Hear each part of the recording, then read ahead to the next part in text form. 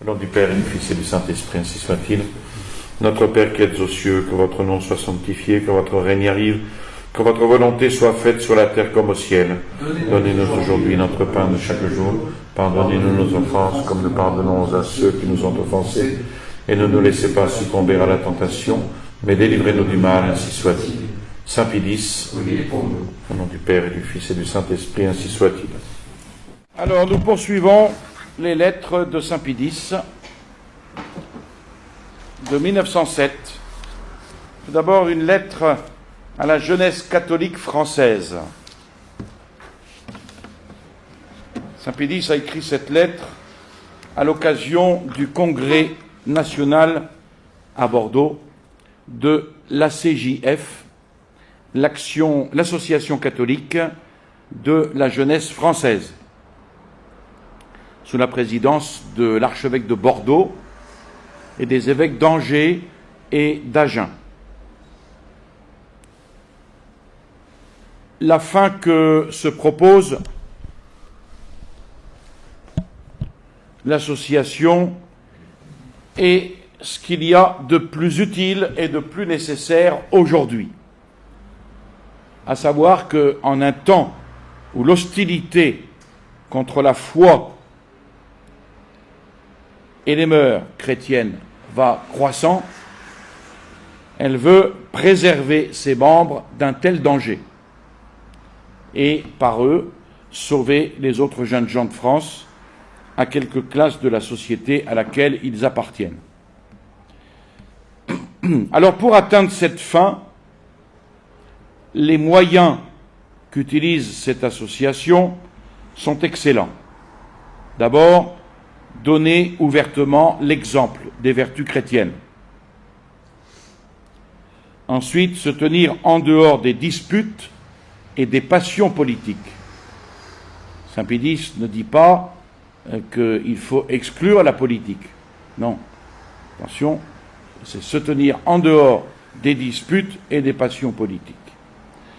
Troisièmement, s'occuper avec ardeur des doctrines sociales et de leur mise en pratique. Et quatrièmement, poursuivre vigoureusement son dessein par la parole, les écrits et les institutions convenables. C'est pour cela que Saint Pie-X approuve son genre d'organisation, grâce auquel, en se multipliant par toute la France, les groupes de jeunes gens restent harmonieusement unis comme les membres d'un corps unique. Et il estime que rien n'est plus sage, car c'est l'affaire de tous, que le salut de toute la jeunesse nationale. Voilà pourquoi il estime qu'il leur faut garder avec soin leur cohésion. Il les encourage aussi à conserver cette pratique d'avoir dans chacun de leurs groupes un prêtre pieux, instruit, non seulement pour présider aux réunions religieuses, mais pour diriger les études et pour diriger les discussions doctrinales. Ainsi, il sera facile à ces jeunes, en raison de la présence de ce prêtre, dans toutes les questions qui touchent de près à la religion, il leur sera facile d'éviter les erreurs auxquelles ils seraient exposés. C'est-à-dire que ce prêtre serait chargé justement de veiller sur cela et d'éviter que s'infiltrent certaines erreurs. L'initiative et la sainte liberté ne sont pas pour autant entravées par la présence du prêtre. Parce que ça devait être déjà certainement certains arguments du sillon, dire la présence du prêtre empêche notre liberté, on ne peut pas faire ce qu'on veut. Alors, il y répond à l'avance, l'initiative et la sainte liberté, non pas la licence, mais la sainte liberté, ne sont pas pour autant entravées par la présence du prêtre. Il n'est présent dans leur groupe et leur comité que pour y être, selon les cas, le docteur qui enseigne, le conseiller ou le guide, ou les trois. Mais ce qui fait leur plus grand mérite, ajoute le pape à ces jeunes, c'est l'exacte obéissance avec laquelle ils suivent les prescriptions du pontife romain sur l'action catholique sociale et le soin qu'ils ont quand il s'agit de les mettre en pratique. La principale raison d'attendre de l'association les fruits désirés, c'est son union étroite avec l'Église.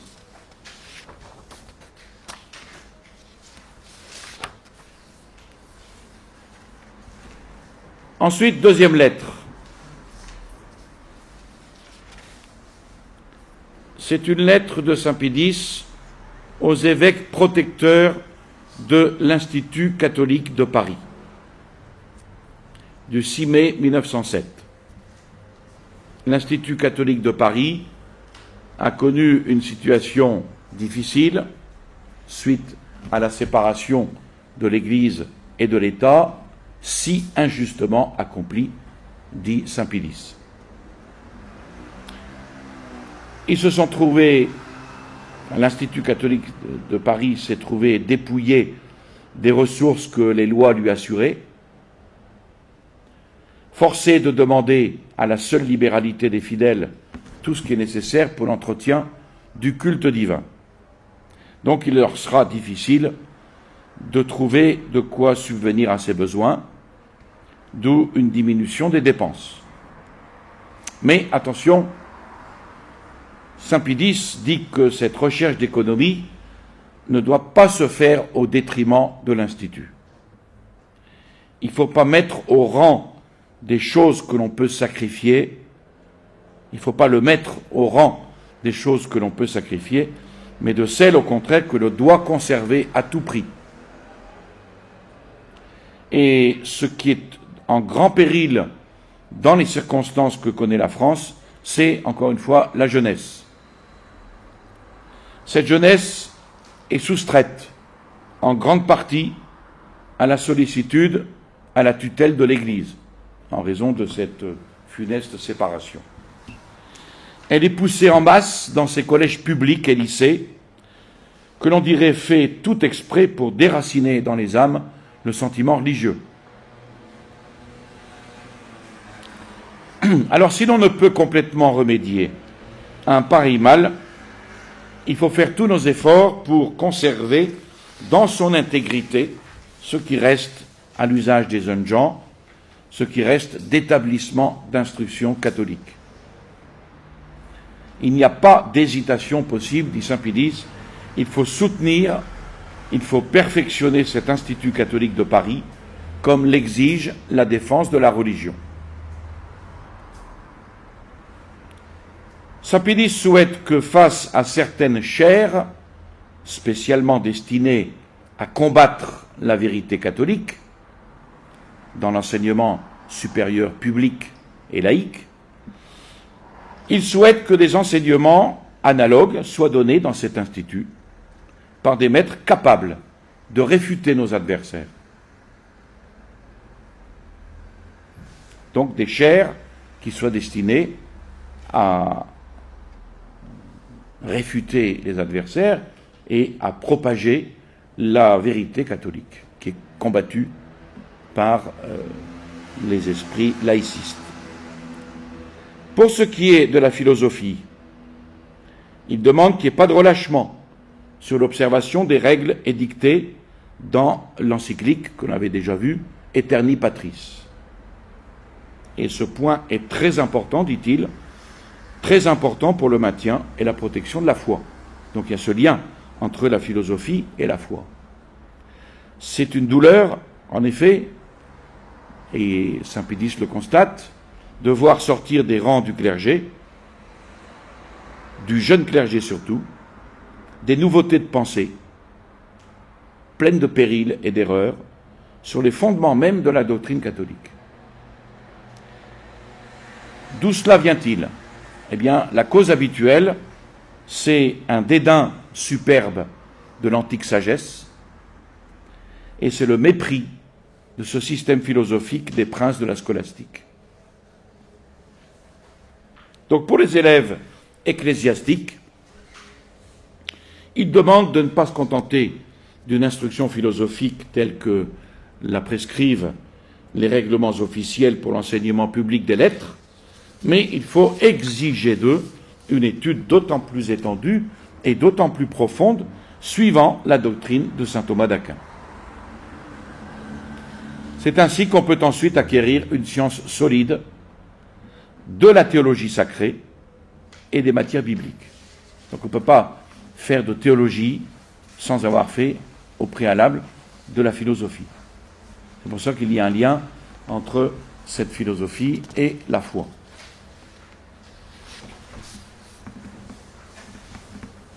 Ensuite, une lettre de saint Pie au maître général des Dominicains, le père Hyacinthe Marie Cormier, du 7 mai 1907.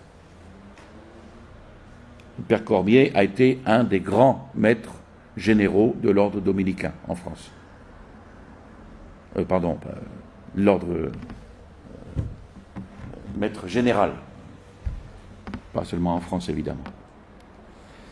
Saint Pie s'exprime ici combien il a à cœur de protéger l'essence de ce qui fait la vie de l'ordre des frères prêcheurs, afin qu'à travers les vicissitudes des temps, cet ordre se conserve sans altération, tel qu'il sortit du cœur de saint Dominique, et qu'il soit capable d'accomplir dans l'Église le bien spécial que la Providence lui a confié. Donc pour arriver à cette fin, le choix éclairé des jeunes novices et leur soigneuse formation revêtent évidemment une grande importance. La vocation vient de Dieu, mais Dieu daigne aussi se servir des causes secondes pour réaliser les desseins de sa sagesse. Il y a d'excellents sujets, franchement désireux d'embrasser la perfection évangélique, d'excellents sujets qui viendront frapper à la porte du couvent, d'autant plus facilement qu'après avoir observé les pères, ils seront certains de trouver chez eux ce qu'ils cherchent. Et dans ces couvents, ils verront s'épanouir une pieuse et fidèle observance des traditions du saint fondateur. Ils verront s'épanouir une paternelle et prévoyante assistance de la part des supérieurs.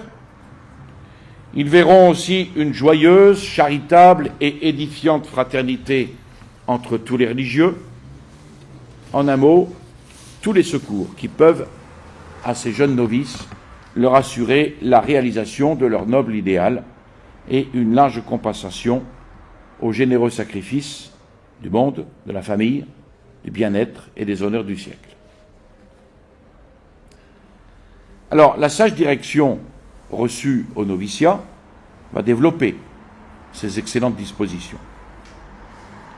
Et c'est tous les jours qu'ils doivent avancer dans la pratique des vertus aujourd'hui les plus délaissées, les plus combattues, comme l'humilité, la pauvreté, la mortification et surtout l'obéissance. Cette soigneuse formation du cœur est en même temps une excellente formation de l'esprit, le disposant à l'étude des sciences sacrées. Sciences sacrées, dit saint Pie, parce que dans l'esprit bien formé, même les études qui ont pour objet direct les sciences humaines et secondaires seront toujours ordonnées à l'acquisition de la science de Dieu qui est la théologie. Donc le culte de cette science fut, dans tous les siècles, l'apanage et l'honneur de l'ordre dominicain, auquel appartient celui qui mérite d'être appelé l'insigne honneur du monde chrétien et la lumière de l'Église, à savoir saint Thomas d'Aquin, que Léon XIII a d'ailleurs déclaré patron céleste des écoles, de toutes les écoles catholiques. Et saint Pie insiste, invite alors les dominicains à ne s'écarter en rien de la source pure et limpide du docteur Angélique. En effet, sous la direction de cet incomparable maître, dont la méthode fait toujours de la raison l'auxiliaire de la foi, il faut s'efforcer d'appuyer l'exposition du dogme. D'une part sur la philosophie rationnelle, dont aujourd'hui on ne tend que trop à discréditer et anéantir l'influence, et d'autre part sur la tradition de l'Église et la doctrine des saints-pères, à qui les modernes voudraient préférer, jusque dans les études bibliques, une critique intempérante, pleine d'elle-même, impatiente du joug, poussant la témérité jusqu'à scruter témérairement les divins mystères, et corruptrice par conséquent de l'esprit de foi, bien qu'elle s'abstienne habituellement d'en attaquer de front les divins oracles. Ce passage est important. Donc la raison est l'auxiliaire de la foi. D'où l'appui que l'on doit donner dans l'exposition du dogme sur la philosophie rationnelle et sur la tradition de l'Église. Les jeunes novices ainsi formés seront vraiment un jour les fils de saint Dominique, soit dans l'enseignement, soit dans la prédication.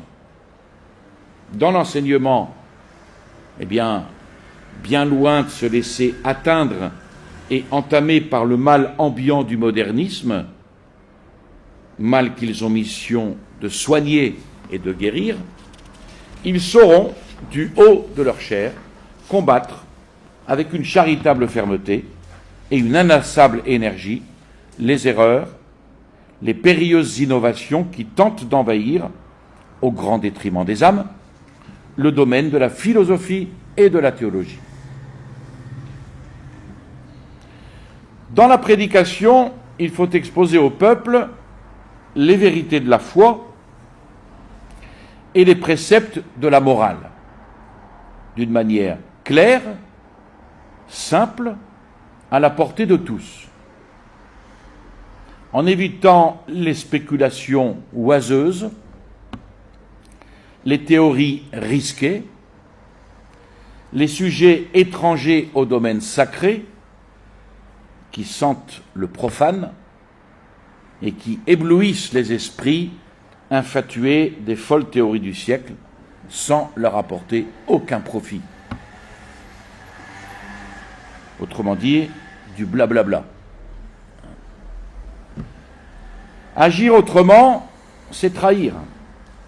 Agir autrement, c'est trahir la divine mission que ces fils de saint Dominique ont reçue, et c'est trahir aussi l'attente de l'Église, qui leur confie ses propres enfants pour être nourris, et nourris avec amour, avec sagesse, et non pas avec les paroles persuasives de la sagesse humaine, mais avec le pain substantiel de la doctrine de Jésus-Christ, les prémunissant ainsi contre les multiples erreurs qui circulent dans le monde.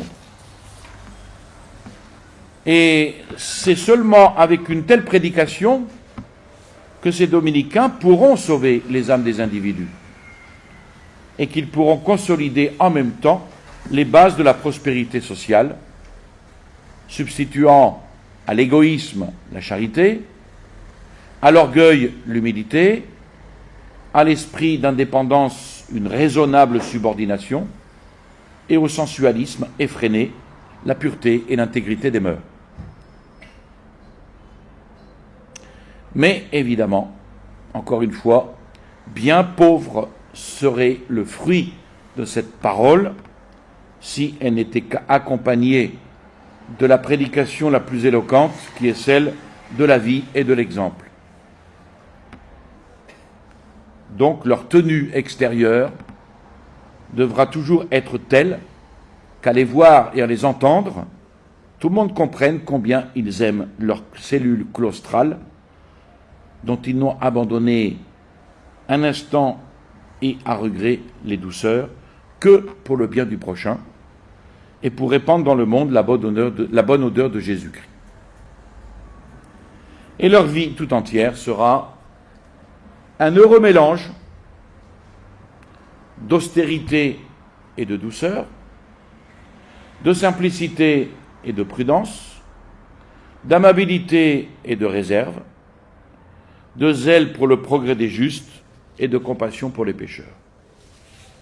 Et de cette manière, eh bien, ils se montreront de fait plus que de nom les fils de saint Dominique et deviendront les fidèles imitateurs de celui dont il est écrit « La bénignité et l'humanité du Dieu notre Sauveur nous est apparue ». Il y a une très belle lettre, cette lettre aux Dominicains. Ensuite, une autre lettre de saint Pie à l'archevêque de Québec, Monseigneur Louis Nazaire,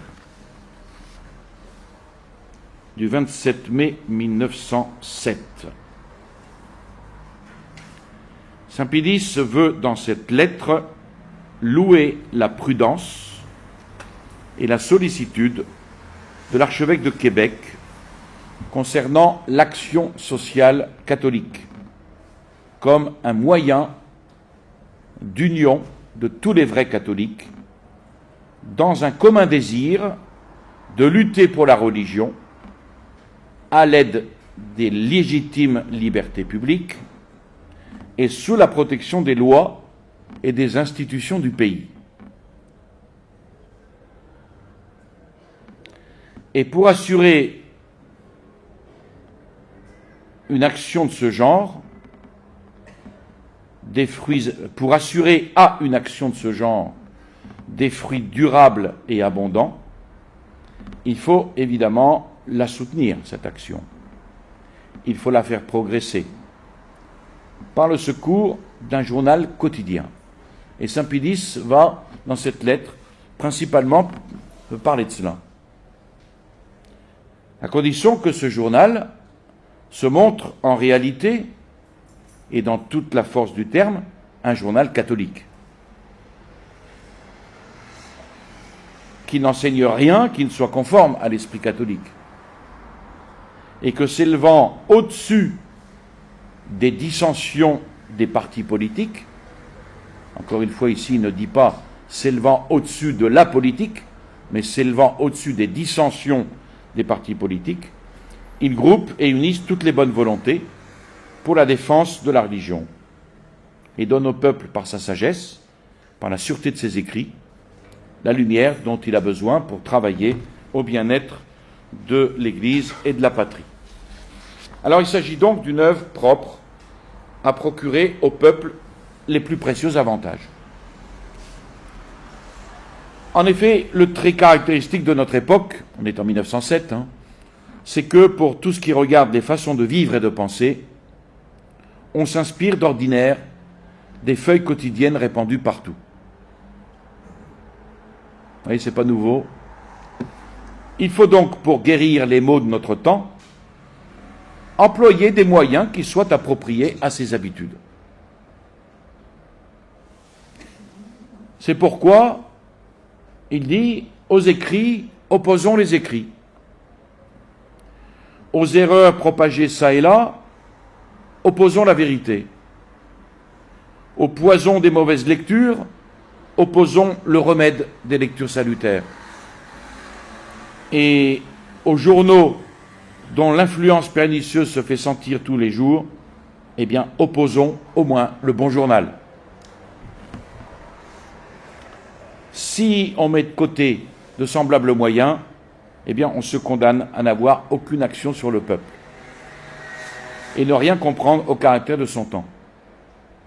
Vous voyez, saint Pie veut qu'on profite de cela. C'est l'époque où les journaux ont une importance capitale, eh bien, qu'on profite de ce moyen-là pour défendre la vérité. Au contraire, celui-là se montrera juge excellent de son époque, qui, pour semer dans les âmes la vérité et la propager parmi le peuple, eh bien, il saura se servir avec adresse, avec zèle, avec constance de la presse quotidienne. Aussi, pour les catholiques du diocèse de Québec, désireux de développer l'action sociale catholique, ce journal-là, seul pourra être utile, qui, selon le programme tracé, défendra la foi catholique et la soutiendra dans toutes ses manifestations, qu'il s'agisse soit de former les esprits à la doctrine du Christ, soit d'orienter les volontés vers les grandes actions, soit d'engager les fidèles à suivre les directives de l'Église. Cela même ne saurait suffire si le journal catholique avait pour but de favoriser un parti politique, quel qu'il soit. C'est pourquoi Saint Pédis a tout particulièrement approuvé d'avoir voulu un journal séparé de toute manière des intérêts politiques. Ce journal aura donc ce caractère particulier de n'être attaché à aucun parti et d'être par conséquent le journal de tous. Mais le journal de tous, ce qui sera le journal de la vérité. Débarrassé de toute entrave, il suivra les directions de l'Église, ce journal, qui est la mère commune et maîtresse des catholiques. Il enseignera sa doctrine, sans haine, sans colère, sans passion. Il évitera de subordonner aux vues et à l'intérêt des particuliers les intérêts suprêmes de la patrie et de la religion. Il importe de chercher dans la vraie doctrine catholique le salut de la société. Donc là, il donne les éléments d'un véritable journal catholique.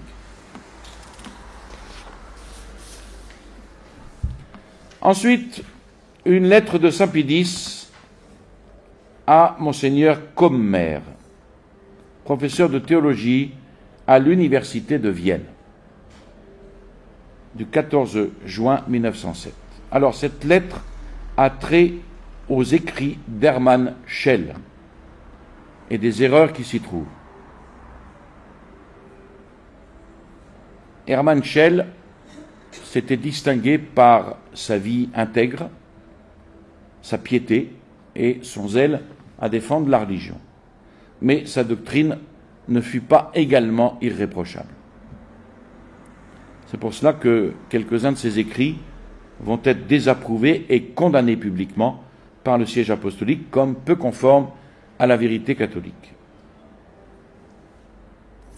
Alors, devant le fait que certains n'ont pas hésité à professer la doctrine condamnée, et même à proclamer Schell comme un des plus grands défenseurs de la foi, Saint Pédis affirme que ceux qui pensent ainsi doivent alors être regardés ou bien comme aveuglés par leur ignorance complète de la vérité catholique, ou bien rebelles à l'autorité du pape, qu'ils accusent injustement de s'attacher, on retrouve les vieux poncifs modernistes, de s'attacher à des doctrines vieillies, de faire obstacle au progrès des sciences, de couper les ailes à tous les esprits supérieurs et de s'opposer à ceux qui enseignent la vérité. Rien de plus faux, rien de plus injuste, dit Saint Pédis. Sans doute, l'Église condamne la liberté de l'erreur. C'est vrai que l'erreur n'a aucun droit à la liberté. Donc l'Église condamne la liberté de l'erreur. Elle veille à ce que les fidèles ne se laissent pas circonvenir par des arguments trompeurs. Mais elle ne défend aucunement, bien plus, elle recommande, avec les plus vives instances, de se conformer aux besoins des temps et des nations, en donnant à la parole de Dieu, dont elle a reçu la garde, une exposition peut-être plus lumineuse, tous les développements qui restent dans les limites d'une légitime interprétation. On voit donc clairement qu'on ne peut assigner d'autre cause à la condamnation des écrits d'Hermann Schell que le venin des nouveautés et les opinions contraires à la foi catholique qu'il renferme. Alors, cette lettre de Saint Pédis m'a un peu surpris parce que on ne sait pas de quelle erreur il s'agit. Alors, les recherches ont été un peu difficiles, mais j'ai au moins un point à propos des petits-enfants tués en haine du Christ. Ces petits-enfants tués en haine du Christ, le baptême de sang agit ex opere operato à la manière d'un sacrement. Là-dessus, il n'y a pas de doute. C'est le cas de Saint-Cyr, notamment, parmi les saints. Donc c'est de cette doctrine que va s'inspirer Hermann Schell. Il écarte, bien sûr, avec raison, l'hypothèse d'un baptême de désir chez l'enfant. Il n'y a pas de baptême de désir chez l'enfant, ça n'existe pas. C'est simplement chez l'adulte qu'on parle de baptême de désir. Donc ça, il écarte cette hypothèse. Mais il suppose que la souffrance et la mort elles-mêmes, qui sont le salaire du péché, mais que le Christ a porté pour nous, peuvent de ce fait toucher l'enfant à la manière d'un sacrement et l'introduire dans la grâce du Christ. Et là, on voit l'erreur. C'est en tant que châtiment du péché que la mort atteint les petits-enfants. Et comme telle, elle est impuissante à le sauver. Et c'est en tant que subie à cause du Christ qu'elle configure à la mort du Christ et devient baptême de sang.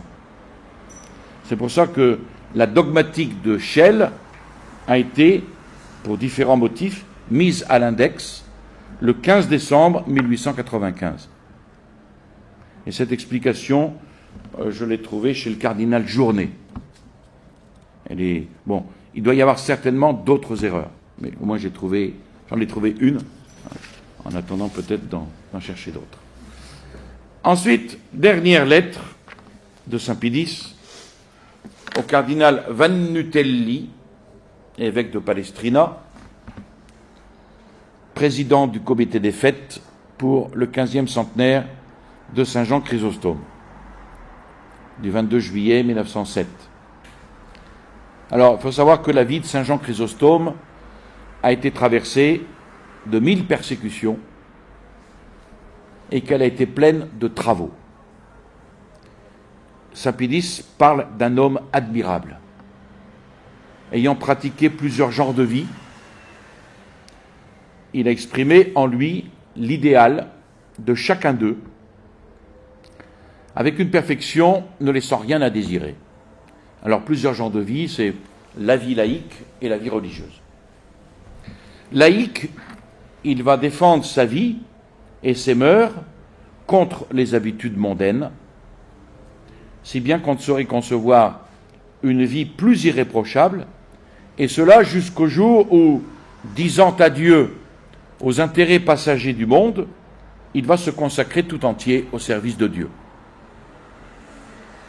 Donné comme pasteur à l'église de Constantinople, il va remplir les devoirs de sa charge épiscopale, sans aucun respect humain, sans aucune crainte des dangers, avec le plus grand zèle et le plus grand courage.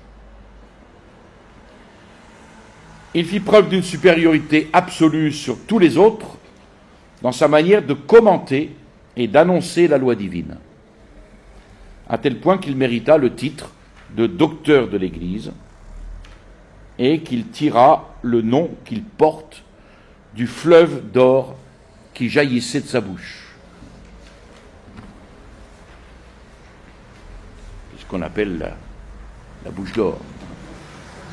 Comment ? Voilà, Saint-Jean bouche d'or. Et Léon XIII va le donner aux orateurs sacrés comme modèle et comme patron.